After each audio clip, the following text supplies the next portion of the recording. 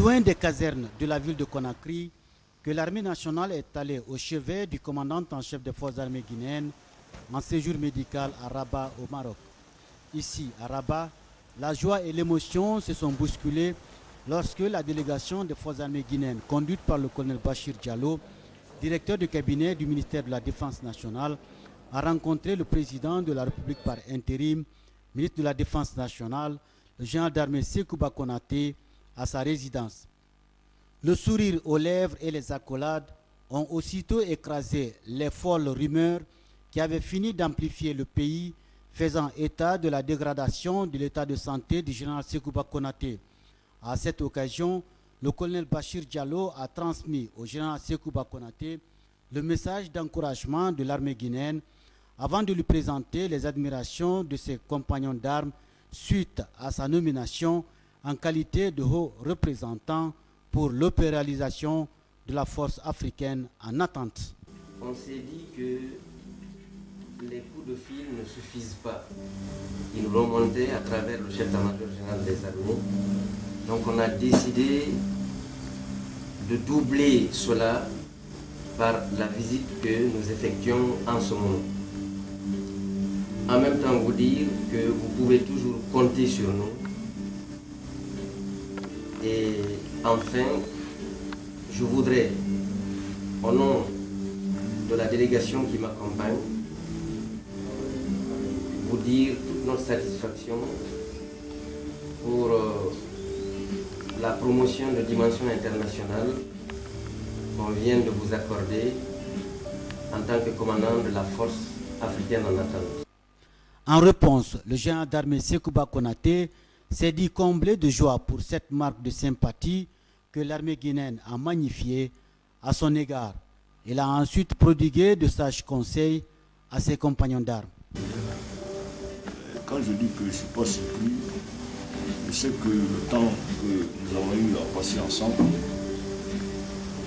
Inch'Allah, on ne le sait jamais aussi, que le support que chacun de vous a pu apporter dans son domaine, dans son travail, c'était très important. Comme je le dis toujours, je le dis, que l'avenir nous appartient. L'avenir nous appartient si les gens arrivent à faire la cohésion, si les gens arrivent à parler le même langage. Parce que nous tous, nous sommes des Guinéens, nous connaissons comment ça se passe réellement. Donc ce n'est pas laisser le flanc à l'ennemi de s'infiltrer entre vous et de vous disperser. C'est très important. Parce que c'est en parlant le même langage que vous pourrez consolider l'avenir. Et entre nous, il faut le reconnaître qu'on a parlé le même langage. Pour cela, on a réussi enfin la transition. Parce que les choses ont complètement changé. Les temps ont changé, les hommes ont changé. Et vous êtes des intellectuels, vous avez fait des grandes écoles, vous avez fait l'université. Vous connaissez mieux ça que moi. Ça a été toujours le mot que j'ai toujours donné. Parce que quand vous êtes unis, vous devenez fort. Quand vous êtes unis, vous pouvez avoir une mise sur les hommes. Quand vous êtes unis, vous remportez toujours la victoire. Mais dans la désunion, dans l'ethnie, autre chose, on ne pourra pas s'en sortir. Voir le toujours cogner le mur, pas s'inviter. Parce que vous avez formé une équipe. Et cette équipe, pour qu'une équipe gagne sur un terrain, il faut la cohésion, il faut la discipline, il faut le même langage. C'est très important. Comme on le voit, le général Sékouba Konaté se porte bien. Il fait son sport sur ce terrain de golf et dans cette salle de musculation. Dans l'actualité également, le président élu, le professeur Alpha Condé, a rendu visite hier aux responsables de son état-major politique. Il était venu féliciter le staff de l'Arc-en-Ciel pour le travail abattu, soldé par son élection à la magistrature suprême. Sanati Keita signe le reportage. Après les retrouvailles avec les leaders des partis alliés et mouvements de soutien, cette fois, ce sont les responsables du quartier général du RPG, Rassemblement du peuple de Guinée. En un mot, de l'Alliance Arc-en-Ciel qui reçoivent le professeur Alpha Condé. Tous ces responsables des différentes cellules du parti, par le canal de la directrice de campagne, se sont fortement réjouis de la victoire de leur leader. Ils ont en outre marqué leur engagement à soutenir davantage le président élu dans ses ambitions de changer la Guinée qui se veut aujourd'hui progressiste après plusieurs années de souffrance. Excellence, Monsieur le Président de la République, vous avez été un opposant historique, vous devenez un président historique, car votre victoire est le fruit d'un long combat politique pour l'instauration d'une véritable démocratie en Guinée. Merci pour la confiance que vous avez placée en chacun de nous. Soyez assurés, Excellence, Monsieur le Président de la République, que l'ensemble du personnel du QG reste engagé à vos côtés pour mener à bien la mission de changement et de développement que le peuple de Guinée vient de vous confier. Pour cela, nous vous souhaitons une très longue vie, une très bonne santé et une réussite totale dans la conduite des affaires de la nation.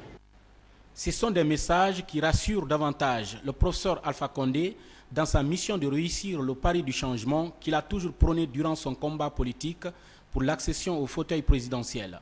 C'est d'ailleurs pour cette raison qu'il insiste sur la formation d'un gouvernement d'union nationale où toutes les composantes de la nation seront représentées. Je suis reconnaissant à vous tous qui avez participé à cette œuvre commune. Mais je dois dire à chacun que nous ne sommes pas battus pour dire c'est notre tour maintenant d'être à la table du festin. Il ne s'agit pas de dire nous allons prendre la place des autres et nous allons aussi partager le gâteau entre nous. Nous nous sommes battus pour le changement. Ça veut dire que nous ne sommes pas battus pour avoir des avantages. Donc, tous ceux qui pensent qu'on s'est battu pour qu'ils aient des places, ils n'ont pas compris mon combat. Mon combat, c'est que les responsables doivent être au service du peuple. On ne mène pas un combat pour se servir, mais on aime un combat pour servir le peuple. Et je crois que beaucoup n'aiment pas cette compréhension. C'est pourquoi parfois je suis obligé de faire des mises au point. C'est pourquoi je suis venu dire à l'Arc-en-Ciel que tous les partis qui ont contribué, je les considère sur le même pied d'égalité, parce qu'ils se sont tous battus. J'ai dit aussi un gouvernement d'union nationale. Je n'ai pas dit un gouvernement des partis. J'ai dit un gouvernement d'union nationale. Ce qui veut dire que je n'ai pas dit que les états-majors des partis vont se réunir pour former le gouvernement. J'ai dit un gouvernement d'union nationale, ça veut dire un gouvernement qui rassemble toutes les forces vives et les composantes de la nation. Ça peut être des militants des partis, des syndicats, de la société civile. Et je crois qu'il est très important, pour qu'il n'y ait pas de malentendus, que chacun comprenne cela. Il faut que chacun pense qu'il est venu et que l'heure de la récompense est arrivée. Ce n'est pas l'heure de la récompense, mais c'est l'heure du travail. Gagner, c'est difficile, mais construire, c'est beaucoup plus difficile. Surtout dans un pays comme la Guinée, où on déforme tout. Les défis sont donc nombreux. Le président élu compte ainsi sur le soutien de chacun et de tous pour honorer ses engagements. Et pour que ce changement se matérialise, le professeur président Alpha Condé a sans détour manifesté sa volonté de travailler avec des cadres intègres afin d'instaurer définitivement la bonne gouvernance en Guinée. C'est Sanassi Kita qui signait ce reportage. Par ailleurs, le Premier ministre chef de gouvernement a rencontré ce week-end le représentant de l'Union européenne en Guinée. Un entretien qui a tourné autour des possibilités de financement du projet d'élaboration du document stratégique des télécoms dans notre pays. Hadi Kamara Kabassouma ont suivi la rencontre. Le Premier ministre chef du gouvernement, Jean-Marie Douré, a conféré ce jeudi avec certains partenaires au développement du pays.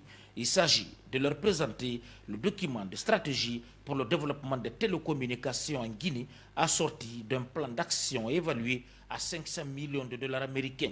Mais avant sa mise en œuvre, ce document sera soumis aux bailleurs de fonds pour amendement grâce au PNUD et au financement du Royaume d'Espagne que le document a été élaboré. L'objectif est d'assurer la modernisation et le perfectionnement du système de télécommunications de la Guinée. C'est juste pour la présentation de notre politique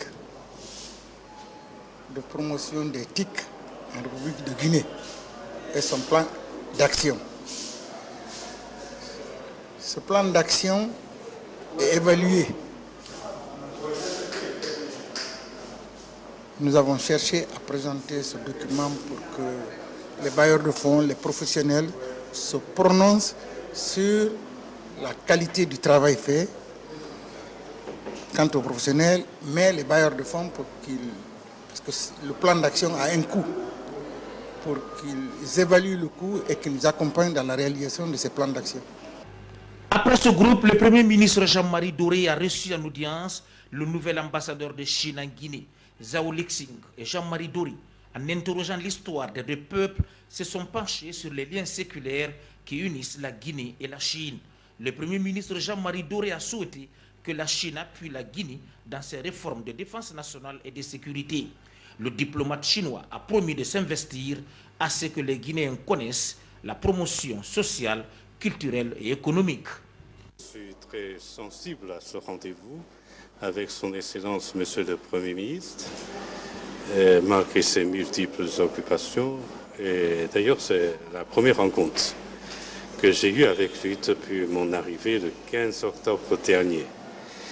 Et l'entretien entre son Excellence Monsieur le Premier ministre et moi-même porte notamment sur les domaines de coopération dans lesquels la Chine et la Guinée pourraient opérer en même temps à l'avenir, notamment en ce qui concerne ce que la Chine pourrait apporter au développement, comme contribution au développement économique de la Guinée et à l'amélioration de la qualité de vie du peuple de la Chine, du peuple guinéen quant ami de la Chine. Autre fait marquant de l'actualité ce soir, on reviendra sur les cérémonies marquant la célébration dans notre pays de la Journée internationale des droits de l'homme. Beaucoup d'activités étaient au programme sur le terrain, vous le savez, tout au long de ce week-end. Et c'est Nadi Kamara, le grand reporter de la rédaction, qui revient sur les temps forts. En plaçant la célébration de la 62e Journée internationale des droits de l'homme sous le thème « Les défenseurs des droits de l'homme luttant contre la discrimination », les Nations Unies estiment ainsi que c'est la meilleure façon d'affirmer sa solidarité et son admiration pour les gens de conscience. Les hommes et les femmes, jeunes et vieux, de toutes nationalités et des milieux extrêmement divers qui restent fidèles à leurs principes et défendent les droits de l'homme. Une initiative appréciée et soutenue par la directrice nationale des droits de l'homme en Guinée. Mme Diané Rougatou Bari a indiqué que les autorités de son pays feront tout pour que les défenseurs des droits de l'homme soient protégés. Le représentant du Haut-Commissariat des Nations Unies aux droits de l'homme en Guinée a pris acte de cet engagement car, pour Agbessi Aouanou, c'est l'une des missions de son institution dans notre pays. Chaque année, des milliers de défenseurs des droits de l'homme sont harcelés, maltraités, emprisonnés injustement ou même assassinés. C'est pourquoi la Journée des droits de l'homme 2010 leur est consacrée, ainsi qu'à leur combat courageux pour mettre fin à la discrimination sous toutes ses formes. Nous devons nous manifester pour défendre leurs droits comme eux le font pour les nôtres. Le ministre de la Justice, garde des Sceaux, reconnaît lui aussi que la protection des défenseurs des droits de l'homme est fondamentale pour toute société qui se veut libre et démocratique. Général Siba Lolamou reste donc confiant et rassure que les autorités guinéennes travailleront toujours dans ce sens. Notre pays est fermement engagé à promouvoir et défendre les droits fondamentaux de tous ses citoyens, conformément à notre nouvelle constitution, en pointe en matière de défense des droits de l'homme, mais également aux conventions internationales dans ce domaine ratifiées par notre pays. La célébration de la Journée internationale des droits de l'homme a été bouclée en Guinée par une conférence de presse animée par le représentant du Haut-Commissariat des Nations Unies aux droits de l'homme à Conakry.